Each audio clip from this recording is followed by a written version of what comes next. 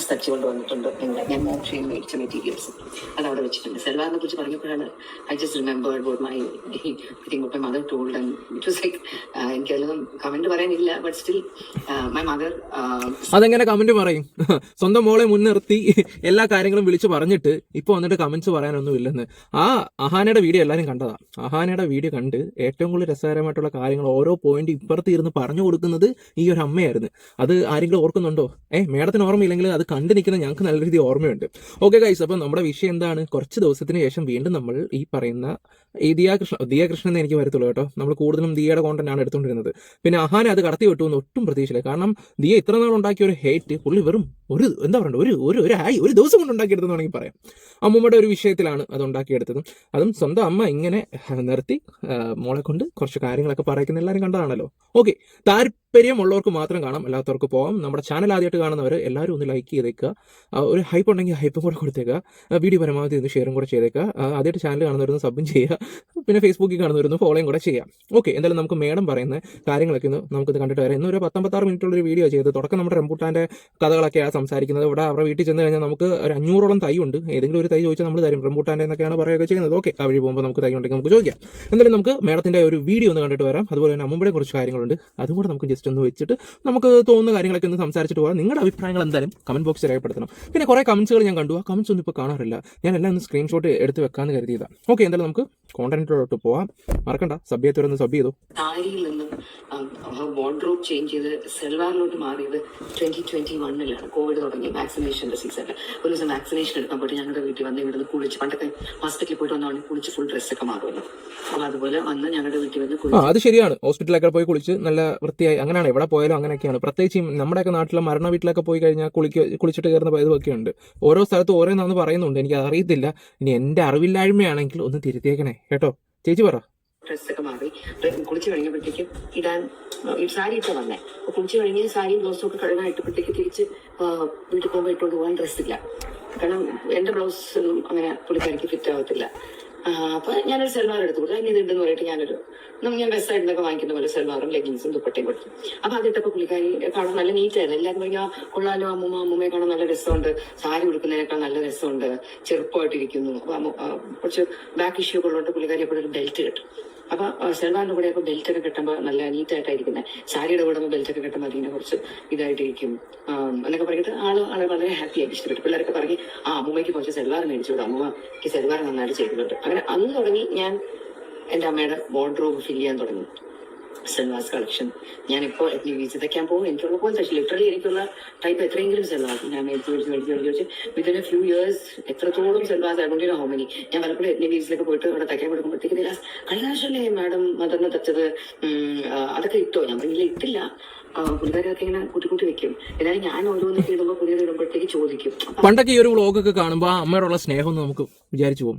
ഇപ്പോഴൊന്ന് ആലോചിച്ച് നോക്കി, ആ ഒരു വീഡിയോ കൂടെ വന്നിട്ട് ഇത് കാണുവാണെങ്കിൽ നമുക്ക് സത്യം പറഞ്ഞാൽ ചിരി വരും അല്ലേ? നിങ്ങൾ തന്നെ ഒന്ന് ആലോചിച്ച് നോക്കി. ഇപ്പം ആ ഒരു വീഡിയോ കണ്ടിട്ട് ഇതൊക്കെ കാണുമ്പോൾ, ഈ ഒരു സംസാരമൊക്കെ കാണുമ്പോൾ എനിക്ക് ചിരിയാണ് വരുന്നത്. ആഹാ, എന്നാലും ആ വീഡിയോയില്ല പണ്ട് പറഞ്ഞ പോലെ തന്നെ അഭിനയത്തിനൊരു കുറവില്ല. എന്തായാലും മേഡം ബാക്കിയും കൂടെ പറ. ഞാനിങ്ങനെ ഇടയ്ക്കിടയ്ക്ക് പുള്ളിക്കാരിക്ക് ഇല്ലാത്ത കളേഴ്സ് നോക്കി ഓരോ പ്രാവശ്യം ഞാൻ ഇല്ലാത്ത നോക്കി മേടിച്ച് സോ ദാറ്റ് ഇത് ഏത് കളർ എന്ന് നമ്മൾ പറഞ്ഞാലും അതൊക്കെ എടുക്കാനുണ്ടാവുന്ന പോലെ ഞാൻ റെഡിയാക്കി കൊടുക്കുന്നത്. പറയാനില്ല, സാരല്ല. എന്തോണോ എനിക്ക് തോന്നുന്നു ഇവരുടെ ഈ ഒരു എക്സ്പ്രഷനും ഇവരുടെ ഒരു സംസാരം കണ്ടിട്ട് യുവർ ഓസം അങ്ങനെയാണെന്നൊക്കെ പറഞ്ഞിട്ട് ഒരുപാട് കമന്റ് നിങ്ങളെക്കുറിച്ച് വരുന്നുണ്ട്. നല്ല പോസിറ്റീവ് കമന്റ്സ് ഒക്കെ ഉണ്ട് കേട്ടോ ഇതിന്റെ താഴെയൊക്കെ. പക്ഷേ അതുപോലെ തന്നെ ഇരട്ടി നെഗറ്റീവ് കമന്റ്സും ഉണ്ട്. ഇതിനകത്ത് സോ ക്യൂട്ട്, ഇതുപോലൊരു അമ്മ അഹാനയ്ക്ക് കിട്ടിയത് ഏറ്റവും ഭാഗ്യം. പിന്നെ പറയുന്നുണ്ട്, ആരോ ഒരു കമന്റ് ഇട്ടായിരുന്നല്ലോ, അമ്മൂനെ പോലൊരു മോൾ എനിക്ക് ഉണ്ടായിരുന്നെങ്കിൽ എൻ്റെ പേരൻസിനെ അടിച്ചോടിക്കണം എന്ന് പറഞ്ഞ ഒരു യൂട്യൂബർ കമന്റ് ഇട്ടുണ്ടായിരുന്നല്ലോ. അതൊക്കെ വെച്ച് ഒരു സംസാരിക്കുകയൊക്കെ ചെയ്യുന്നുണ്ട്. ഓക്കെ, ഞാൻ കട്ട് ചെയ്ത പോർഷൻ അതുണ്ടോ എന്ന് എനിക്ക് അറിയത്തില്ല. ഓക്കെ, ഞാൻ ജസ്റ്റ് പറഞ്ഞത് മാത്രമേ ഉള്ളൂ. എന്തായാലും അമ്മൂനെ പോലൊരു കൊച്ചുമോള് എങ്ങും ഉണ്ടാവാതിരിക്കട്ടെ, അത് വേറെ കാര്യം. ഇവിടെ പ്രശ്നങ്ങളില്ലാത്ത വീടുകളും കാര്യങ്ങളും ഇല്ല. പക്ഷെ ഒരു പബ്ലിക്ക് വന്നിട്ട് ഒരു അമ്മമ്മയെ ഇത്രമാത്രം പറയേണ്ട ഒരു ആവശ്യമില്ല. അത് ഇച്ചിരി ഓവറായിട്ട് എനിക്ക് ഫീൽ ചെയ്തിട്ടുണ്ടായിരുന്നു. പബ്ലിക്ക് വന്നിട്ട് അതും ഇത്രയും നിങ്ങളുടെയൊക്കെ പ്രൊഫൈൽ എന്ന് പറഞ്ഞാൽ ഹൈ ലെവൽ പ്രൊഫൈലാണ്. പറഞ്ഞു മനസ്സിലായോ? ഹൈ ലെവൽ പ്രൊഫൈലാണ്. ആ ഒരു പ്രൊഫൈലിൽ കൂടെ വന്നിട്ട് സ്വന്തം ഗ്രാമിനെ കുറിച്ച് ഇങ്ങനെയൊക്കെ സംസാരിക്കുകയാണെങ്കിൽ നിങ്ങളൊന്ന് ആലോചിച്ചേ, ലോകം മൊത്തം കണ്ടില്ലേ? അപ്പോൾ നിങ്ങളുടെ കുടുംബത്തിന് ഉള്ള വിലയും കൂടെ പോയെന്ന് വേണമെങ്കിൽ പറയാം. ഏറ്റവും കൂടുതൽ വില പോയെന്ന് പറഞ്ഞാൽ മേഡത്തിൻ്റെയാണ്. കാരണം നിങ്ങളുടെ മുന്നിൽ ഇരുന്നിട്ടാണ് ഈ കാര്യങ്ങളൊക്കെ സംസാരിക്കുകയൊക്കെ ചെയ്തത്, നിങ്ങളുടെ മുന്നിൽ ഇരുന്നിട്ട്. അപ്പം അത് നിങ്ങളുടെ ഭാഗത്തെ കുഴപ്പമാണ്. ഓക്കെ, എന്തായാലും നമുക്ക് ബാക്കിയും കൂടെ ഒന്ന് കേൾക്കാം.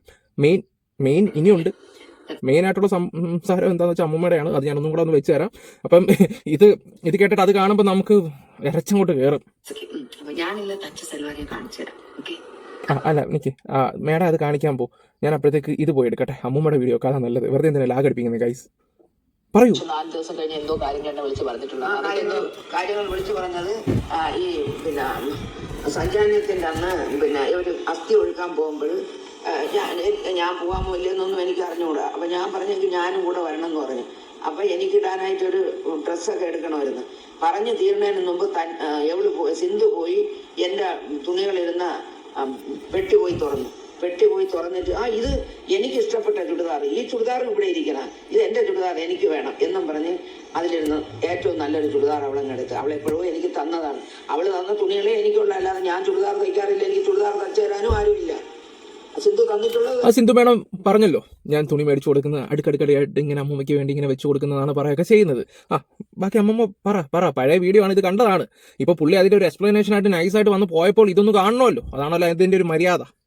പക്ഷെ എങ്കിലും തന്ന തുണി അവൾ മരിച്ച് 4ന്റെ അന്ന് അവൾ ആ തുണിയെ തിരിച്ചെടുത്തോണ്ട് പോയി. എന്റെ മോള് അവള് തിരിച്ചെടുത്തോണ്ട് പോയി അവളിടണ്. എനിക്ക് തന്ന തുണി മക്കളെ നീ എടുക്കല്ലേടാ, നീ തന്നതല്ലേ, നീ എടുക്കല്ലേ എന്ന് പറഞ്ഞിട്ട് അവള് കേട്ടില്ല, എടുത്തോണ്ട് പോയി.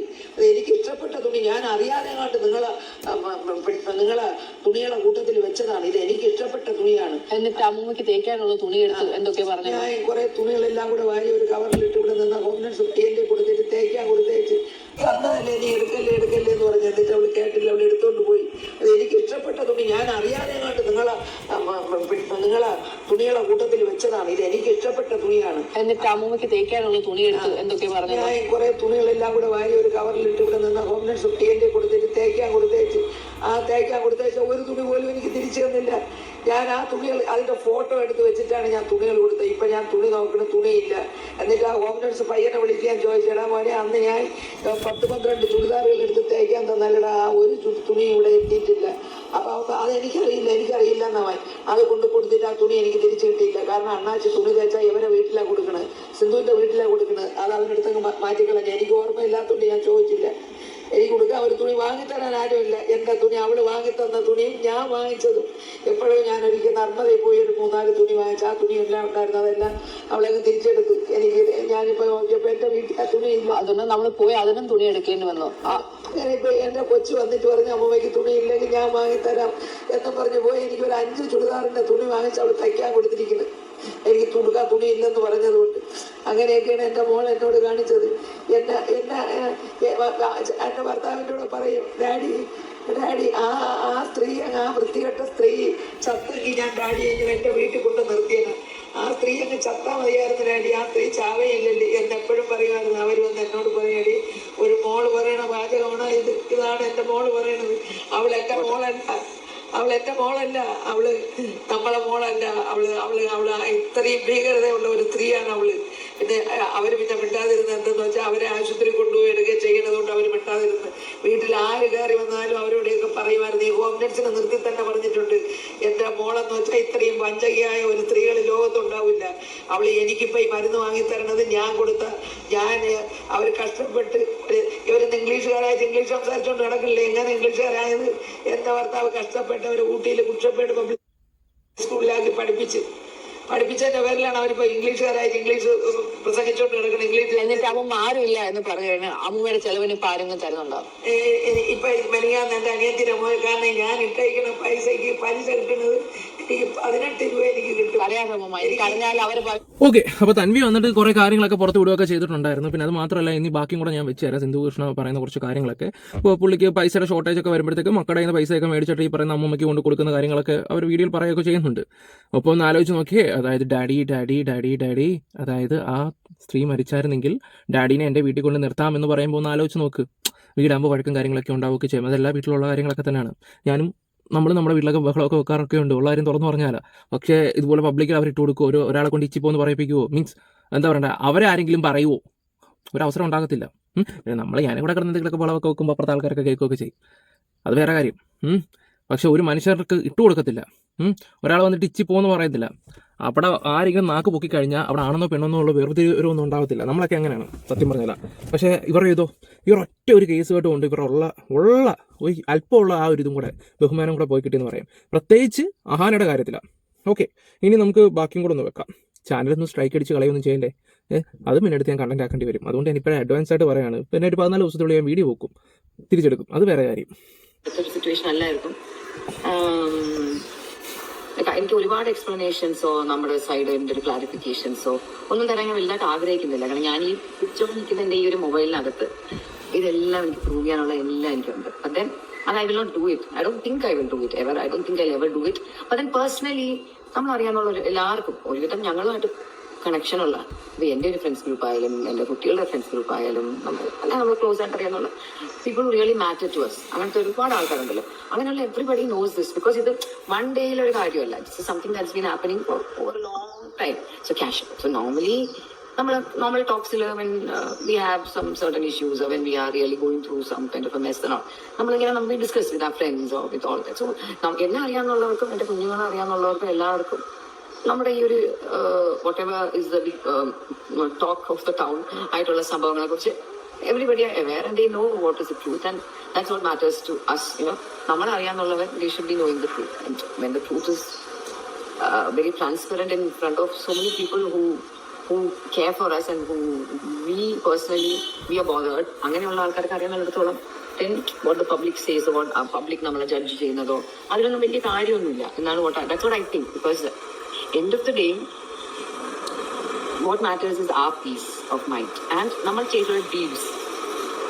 എനിക്ക് ഒരിക്കലും ഞാൻ ചെയ്തിട്ടുള്ള ഞാൻ എന്തൊക്കെ what I've done for my parents അങ്ങനെ ലിസ്റ്റ് ഇട്ടൊന്നും പറയേണ്ട കാര്യമില്ല. ബിക്കോസ് ഞാൻ ചെയ്തിട്ടുള്ള എല്ലാം ഐ ഡൺ, അത് ആരും കാണിക്കാൻ വേണ്ടി ചെയ്തതല്ല. നിങ്ങളൊക്കെ എന്തെങ്കിലും എന്റെ വീഡിയോസിൽ ഞാൻ എന്റെ പാരന്റ്സിന്റെ കൂടെ പോകുന്നതോ ഒക്കെ ഞാൻ ചിലപ്പോൾ 20 പ്രാവശ്യം അവരുടെ കൂടെ എന്തെങ്കിലും പോകുമ്പോൾ ഒരു ദിവസമായിരിക്കും ഞാൻ എന്തെങ്കിലും കാണിക്കുന്നത്. അല്ലാതെ ഞാനിങ്ങനെ പക്ക ഡെയിലി നടക്കണമെന്ന് ഞാൻ കാണിച്ചിട്ടില്ല. പക്ഷെ നിങ്ങളുടെ മകള് കാണിച്ചിട്ടുണ്ടല്ലോ. നിങ്ങൾ തന്നെ ഒന്ന് ആലോചിച്ച് നോക്കിയാൽ ആ സ്റ്റൗവിന്റെ ഒരു പ്രൊമോഷൻ ചെയ്ത പരിപാടി ഉണ്ടല്ലേ, ഓലൻ ഉണ്ടാക്കി കൊടുത്തൊരു പരിപാടി ഉണ്ട് മാഡം. ഓക്കെ, മാഡം അത് ചെയ്തിട്ടില്ലെങ്കിലും എപ്പോഴും പറയുമല്ലോ എൻ്റെ മക്കൾക്ക് എല്ലാ കാര്യങ്ങളും പറഞ്ഞു കൊടുക്കുന്ന ഒരു വ്യക്തിയാണ്.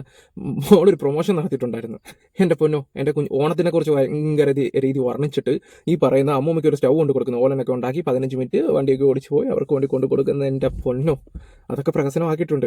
പിന്നെ നമുക്കറിയാം ഒരു ചാനലിൽ നിന്ന് എത്രമാത്രം നല്ല വരുമാനം കിട്ടുമെന്നുള്ള ഇത്. ഞങ്ങൾ എങ്ങനെ പോയാലും നിങ്ങൾക്ക് ഈ 20K എന്ന് പറയുന്ന ഒരു സംഭവം ഒരു മാസം അമ്മയ്ക്ക് അവർക്ക് ആവശ്യം കണ്ട് 25,000 രൂപയാണെന്ന് തോന്നുന്നു ഒരു മാസത്തെ ചിലവും കാര്യങ്ങളൊക്കെ. അത് നിങ്ങൾക്ക് ഒരു ബിസ്ക്കറ്റ് മേടിക്കാനുള്ളത് ഉള്ള കാര്യം തുറന്നു പറയാം. കാരണം ഈ യൂട്യൂബും കാര്യങ്ങളൊക്കെ കൈകാര്യം ചെയ്യുന്ന ഒരു വ്യക്തി എന്ന നിലയ്ക്ക് എനിക്കത് മനസ്സിലാക്കാൻ പറ്റും. അതിനൊക്കെ വേണ്ടി ഞാൻ ആലോചിക്കുക, എന്താ എവിടം വരെ ചെന്ന് ഒരു ചെറിയ കാര്യങ്ങളാണ് അത് നമ്മൾ തട്ടിക്കളയും. പക്ഷെ അത് എവിടെ ചെന്ന് അവസാനിക്കുന്നത് ഞാനൊന്നും ചെയ്യാറില്ലെന്നുള്ള രീതിയിൽ. ഡാഡി വീട്ടിൽ വന്നിരിക്കുമ്പോൾ അവസാനത്തെ ഫ്യൂ ഡേയ്സ് ഒക്കെ ഭക്ഷണം കഴിക്കുന്നതൊക്കെ വിഷ്വൽസ് ഞാൻ എപ്പോഴും എടുത്തിരുന്നത്. Because I always feared something might happen to him. Because ആ സ്ട്രോക്കും ആ സർജറി ഒക്കെ കഴിഞ്ഞിരുന്നത് കൊണ്ട് ദോ ഹി വാസ് നോട്ട് അത്ര വലിയ സിക്കൊന്നും അല്ലായിരുന്നത് എങ്കിലും ഈ കഴിക്കുന്ന മെഡിസിൻസും പുള്ളിയുടെ പല അസുഖങ്ങളുടെ മെഡിസിൻസും എല്ലാം അങ്ങോട്ടും ഇങ്ങോട്ടും അത്ര ശത്രുക്കളായിരുന്നു. സർട്ടൻ മെഡിസിൻസ്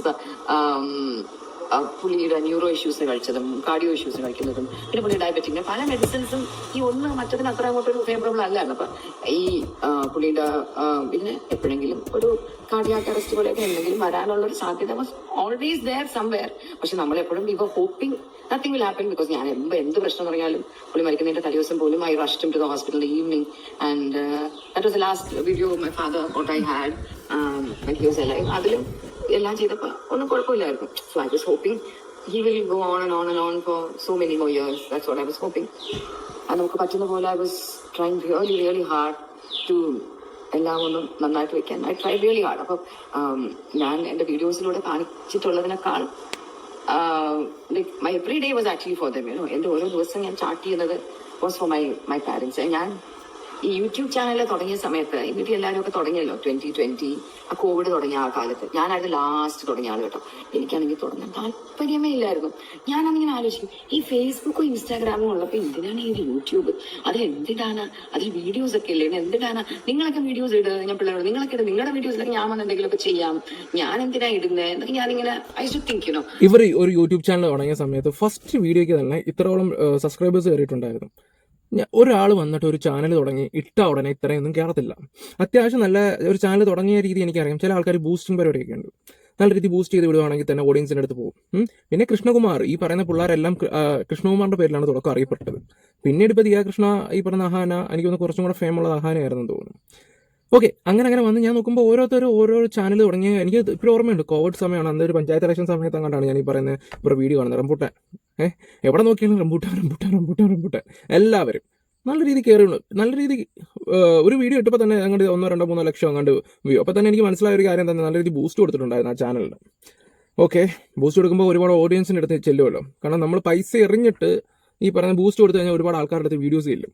അങ്ങനെയായിട്ട് എനിക്ക് ഫീൽ ചെയ്തത്. ഇനി എന്താണ് അതിൻ്റെ സത്യാവസ്ഥ എന്ന് ഇനി ചിലപ്പോൾ ഇനി അവർ വല്ലതും പറഞ്ഞെങ്കിൽ പറയട്ടെ, അത്രേ ഉള്ളൂ. എനിക്ക് തോന്നിയ കാര്യങ്ങളാണ് ഞാൻ അന്ന് പറഞ്ഞത്. ഇതേ തന്നെ ബൂസ്റ്റ് കൊടുക്കുന്ന ഒരു ഓപ്ഷൻ ഉണ്ട്, അതുകൊണ്ടാണ് പറഞ്ഞത്. അത്രയും വലുതായിട്ട് ആഗ്രഹിക്കുന്നില്ല. കാരണം ഞാൻ ഈ പിക്ചർ നിൽക്കുന്ന ഈ ഒരു മൊബൈലിനകത്ത് ഇതെല്ലാം എനിക്ക് പ്രൂവ് ചെയ്യാനുള്ള ഓക്കെ, നമുക്കിനി കുറച്ചും കൂടെ പുറമോട്ട് പോകണ്ട.